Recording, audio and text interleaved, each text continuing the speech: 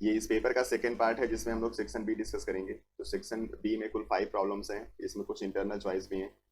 यहाँ पे सारे प्रॉब्लम्स क्या हैं और इनका आंसर क्या लिखेंगे हम लोग, इसी को डिस्कस करेंगे। चलिए स्टार्ट करते हैं क्वेश्चन नंबर 17 से, जिसमें 2 पार्ट हैं। जिसमें पहला पार्ट कह रहे हैं A and B liquids on mixing produce a warm solution, which type of deviation is there and why.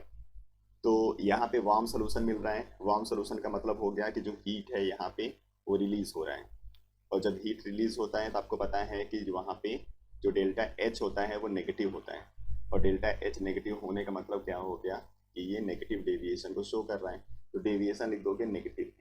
अब यहाँ पूछ रहा है कि ऐसा क्यों होगा। तो आप जानते हो नेगेटिव डेविएशन में क्या होता है कि जो इनके बीच में इंटरेक्शन है, यानी जिस दो कंपोनेंट को हम मिक्स करते हैं उसके बीच में जो इंटरेक्शन है वो इंक्रीज हो जाता है, और जब इंटरेक्शन इंक्रीज होगा तो एक्स्ट्रा एनर्जी उसको रिलीज करना होता है, इसलिए यहाँ पे जो हीट होता है वो रिलीज हो जाता है। चलिए इसका बी पार्ट है, what is expected value of one half factor for K3। यहाँ पे क्या होगा कि कॉम्प्लेक्स दिया हुआ है, और आप जानते हो कि कॉम्प्लेक्स आयन कभी भी आयनाइज नहीं होते, और कॉम्प्लेक्स आयन क्या होता है जो कोऑर्डिनेशन स्फीयर के अंदर लिखे जाते हैं। यहाँ पे आयरन और साइनाइड आयनाइज नहीं होगा, इस कोऑर्डिनेशन स्फीयर के बाहर जो पोटेशियम है केवल यही आयनाइज होगा। तो यहाँ पे 3 पोटेशियम आयन आपको मिल जाएगा, और पूरा कॉम्प्लेक्स आयन आपको मिलेगा इस तरीके से।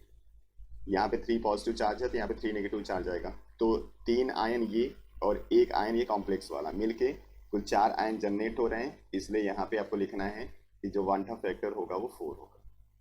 Question number 18, account for the following, chromium 2+ is a strong reducing agent. जब हम लोग क्रोमियम का लिखते हैं इलेक्ट्रॉनिक कॉन्फ़िगरेशन तो आता है 3d5 और 4s1, और जब क्रोमियम 2+ स्टेट में कॉन्फ़िगरेशन लिखोगे तो 3d4 आ जाएगा। तो अभी इसके पास d के अंदर कुल 4 इलेक्ट्रॉन, और जैसे ही एक इलेक्ट्रॉन को रिलीज कर देता है तो ये कन्वर्ट हो जाता है 3d3 में, और 3d3 में क्या होता है कि इसका जो T2g है जिसके अंदर कुल 3 ऑर्बिटल होते हैं, सबके अंदर एक एक इलेक्ट्रॉन आ जाएगा, मतलब ये हाफ फील्ड हो जाता है। और हाफ फील्ड होने की वजह से क्या होगा, ये एक्स्ट्रा स्टेबिलिटी शो करेगा। That's why chromium 2+ is easily converted into chromium 3+ bye releasing 1 electron, and release of electron is oxidation reaction, that's why it behave as a reducing agent। इसका B part है Cu2+ salt are colored while Zn2+ salt are white। तो यहाँ पे क्या होगा, जब Cu2+ लिखते हो तो कॉपर का आप कॉन्फ़िगरेशन जानते हो होता है 3d10 और 4s1, और कॉपर 2+ लिखोगे तो एक इलेक्ट्रॉन यहाँ से, एक इलेक्ट्रॉन इसका बाहर होगा 3d9, मतलब इसके पास अनपेयर्ड इलेक्ट्रॉन है, और जिसके पास अनपेयर्ड इलेक्ट्रॉन होगा वो dd ट्रांजिशन शो करेगा और कलर्ड रहेगा, इसलिए कलर्ड रहता है। और जिंक का जब इलेक्ट्रॉनिक कॉन्फ़िगरेशन लिखोगे तो आएगा 3d10 और 4s2, and after releasing 2 electron it show the electronic configuration of 3d10 and all the d orbitals are completely filled, means there is no unpaired electron present into the d orbital, that's why dd transition never takes place, so zinc 2+ is colorless, इसलिए इसके salt white colour के होते हैं। इसी का R part है, transition element have high enthalpy of atomization. अब transition element जो होते हैं वो जनरली होते हैं मेटल, और जब ये मेटल होंगे तो इनके एटम्स के बीच में जो बॉन्ड होता है वो जनरली होता है मेटेलिक बॉन्ड, और मेटेलिक बॉन्ड फॉर्मेशन के लिए आपको पता है कि अनपेयर्ड इलेक्ट्रॉन का होना बहुत जरूरी है, ठीक है। तो जितना ज़्यादा किसी के पास अनपेयर्ड इलेक्ट्रॉन रहेगा उतना ही स्ट्रांग मेटेलिक बॉन्ड इनके एटम के बीच में बनता है, और वो ज़्यादा स्ट्रांग हो जाता है। अब यहाँ पे क्या होगा, जो इंथैल्पी ऑफ एटमाइजेशन है इसका रिलेशन आपको पता चल गया डायरेक्ट किसके साथ है, अनपेयर्ड इलेक्ट्रॉन के साथ है। तो जो ट्रांजिशन एलिमेंट होते हैं उसमें जो लास्ट वाले हैं, मतलब कि जिंक, कैडमियम और मरकरी, मतलब कि 3d 4d 5d सीरीज के मेंबर के अलावा मोस्ट ऑफ द जो ट्रांजिशन एलिमेंट होते हैं उनके पास अनपेयर्ड इलेक्ट्रॉन होता है, और जब अनपेयर्ड इलेक्ट्रॉन होगा तो वो मेटेलिक बॉन्ड बनाएंगे, और मेटेलिक बॉन्ड बनाएंगे तो उनका इंथैल्पी ऑफ एटमाइजेशन बहुत हाई होगा। इसी में आपसे प्रॉब्लम पूछ लेता है कि जिंक का, कैडमियम का और मरकरी का जो इंथैल्पी ऑफ एटमाइजेशन है बहुत लो क्यों होता है, तो उसका आंसर भी आपको इसी बेस पे देना है। इनका क्या होता है कि जो इलेक्ट्रॉनिक कॉन्फ़िगरेशन लिखोगे तो उसमें d10 आता है, मतलब कि हर कंडीशन में इनका जो d ऑर्बिटल होता है वो कम्प्लीटली फील्ड होगा, और अनपेयर्ड इलेक्ट्रॉन के प्रेजेंट ना होने की वजह से इनके अंदर मेटेलिक बॉन्ड बड़ा वीक होता है, इसलिए इनका इंथैल्पी ऑफ एटमाइजेशन बहुत लो होगा, और ये सॉफ्ट होते हैं, इसलिए मरकरी लिक्विड स्टेट में पाया जाता है। इसका बी पार्ट है Ce4+ is strong oxidizing agent in aqueous solution. जो Ce है ये क्या है, लेंथेनाइड का सेकेंड मेंबर है, और लेंथेनाइड का जो जनरल ऑक्सीडेशन स्टेट होता है वो आपको पता है +3 होता है। मतलब अगर कोई भी दूसरा यहाँ पे ऑक्सीडेशन स्टेट होगा तो वो आसानी से अपने स्टेबल ऑक्सीडेशन स्टेट में चेंज होता है। तो +4 वाला भी +3 में चेंज होगा और +2 वाला भी +3 में चेंज होता है।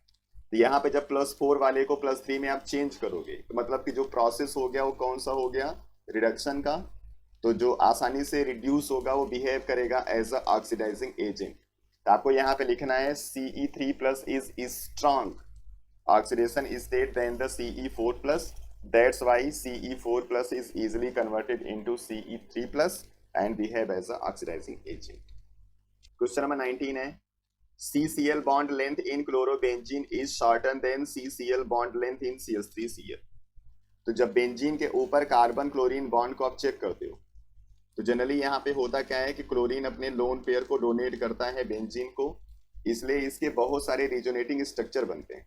तो उस कंडीशन में होता क्या है, जो कार्बन है और क्लोरीन है उसके बीच में आ जाता है पार्शियल डबल बॉन्ड, और इसी पार्शियल डबल बॉन्ड की वजह से क्या हो जाएगा, यहाँ पे शो होता है शॉर्टर बॉन्ड, लेकिन CH3Cl के अंदर ऐसा कोई डोनेशन होता नहीं है, इसलिए कार्बन और क्लोरीन के बीच में सिंगल बॉन्ड प्रेजेंट रहेगा, और सिंगल बॉन्ड की बॉन्ड लेंथ हमेशा डबल बॉन्ड से बड़ी होगी, इसलिए डबल बॉन्ड शॉर्टर होगा हमेशा बेंजीन क्लोराइड के अंदर, लेकिन तो CH3Cl के अंदर बॉन्ड लेंथ छोटा नहीं होता। इसी का बी पार्ट है para dichlorobenzene has higher melting point than those of ortho and para isomer.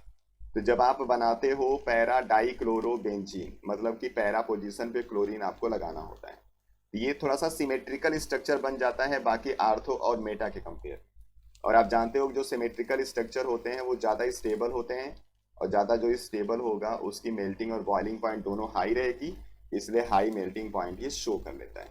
ठीक, चलिए क्वेश्चन नंबर 20 चलते हैं। Right the equation involve in the following reaction. एक है हेल वोलार्ड जेलेंस्की रिएक्शन और एक है कैनिजारो रिएक्शन। तो हेल वोलार्ड जेलेंस्की रिएक्शन के लिए आपको पता है चाहिए एसिड, और ऐसा कोई एसिड जिसके पास प्रेजेंट होगा एल्फा हाइड्रोजन। जैसे हमने ले लिया CH3COOH, ये आपका एल्फा कार्बन है, इसके पास एल्फा हाइड्रोजन है, और जब इसका रिएक्शन हम लोग कर देते हैं ब्रोमीन के साथ in presence of red phosphorus, तो जो ब्रोमीन होता है वो एक एल्फा हाइड्रोजन को रिप्लेस करता है और आपको मिल जाता है एल्फा सब्स्टिट्यूटेड हैलाइड एसिड, और जो कि इस तरीके से लिखा जाएगा, इसी को हम लोग बोलते हैं HBZ रिएक्शन। तो इस रिएक्शन के लिए एल्फा हाइड्रोजन का होना जरूरी है। अगर कोई एसिड ऐसा होगा जिसके पास एल्फा हाइड्रोजन नहीं होगा तो कभी भी इस रिएक्शन को शो नहीं करेगा। ठीक, अब कैनिजारो इसी का उल्टा है। कैनिजारो रिएक्शन शो करता है एल्डिहाइड, और ऐसा कोई एल्डिहाइड जिसके पास एल्फा हाइड्रोजन प्रेजेंट नहीं रहेगा। तो अगर एल्फा हाइड्रोजन आ गया तो फिर वो कैनिजारो रिएक्शन शो नहीं करेगा। तो कोई भी आप एल्डिहाइड ले सकते हो, जैसे हमने यहाँ पे ले लिया फॉर्मेल्डिहाइड, इसके पास एल्फा हाइड्रोजन नहीं है, इसी के दो मॉलिक्यूल को हम लोग यूज करते हैं, और यूज करते हैं कंसंट्रेट NaOH। आप यहाँ पे कंसंट्रेट KOH भी यूज कर सकते हो। यहाँ पे इसके जो दो मॉलिक्यूल हैं इसमें से एक मॉलिक्यूल बनाता है एल्कोहल, तो एक कार्बन है तो आप एक कार्बन का एल्कोहल बना दोगे, और जो दूसरा मॉलिक्यूल है वो बनाता है एसिड का। अगर NaOH यूज किया तो सोडियम सॉल्ट, और KOH यूज करोगे तो पोटेशियम सॉल्ट। तो एक कार्बन का एसिड होगा HCOOH, इसी का सोडियम सॉल्ट बनाएंगे तो बन जाएगा HCOONA। ये रिएक्शन हो गया कैनिजारो रिएक्शन।